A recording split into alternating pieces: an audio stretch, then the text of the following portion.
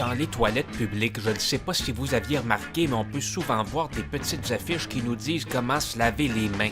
Je crois que c'est un bon aide-mémoire, sauf que ce qui est particulier, c'est que c'est souvent même pas les mêmes étapes d'une toilette à une autre. Je trouve ça très mélangeant. Rincer, savonner, frotter, rincer, savonner, rincer, frotter, rincer, on ne sait plus à un moment donné.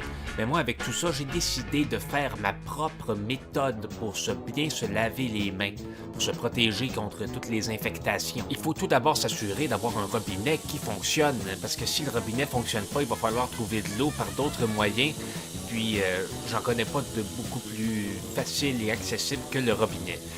Ensuite, il faut avoir un peu de savon. Du savon en une quantité raisonnable, question de bien éliminer les petites bestioles microscopiques qui veulent nous rendre malades. C'est pas des farces, se laver les mains est vraiment très important. En voici la preuve, regardez mes mains, comme ça on dirait qu'elles sont propres. Et non, en mettant des rayons infrarouges, on voit à quel point elles sont sales et crasseuses et qu'elles ont besoin d'être nettoyées.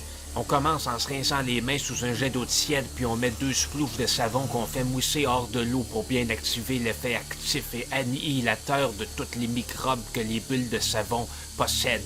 Et ensuite, on retourne sous l'eau pour frotter chaque zone de la main. J'insiste beaucoup sur mes pouces parce que j'ai tendance à les mettre dans des endroits assez malpropres.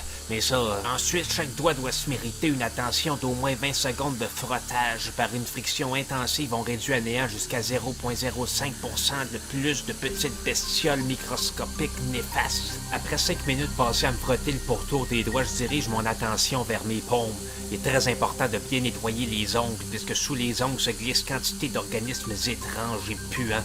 Le corps humain devrait être sans ongles. Et ce n'est que le début du lavage de mains. Il faut se laver les mains jusqu'à ce que ça craque, jusqu'à ce qu'on sente les os se disloquer les uns des autres. Sinon, ça veut dire qu'on n'a pas bien lavé les mains, si on est encore capable de se les refermer. Et voilà le résultat, 2 belles mains propres avec lesquelles je vais pouvoir vivre une vie saine et en sécurité à l'abri des contagions. Sauf que, qu'est-ce qui me dit que les attelles pour mes doigts sont propres? Oh non, il faut que je me lave les mains encore une fois. Il faut que je me lave les mains, même si ça me fait mal, même si ça me fait souffrir. Il faut que je me lave les mains jusqu'à la fin des temps.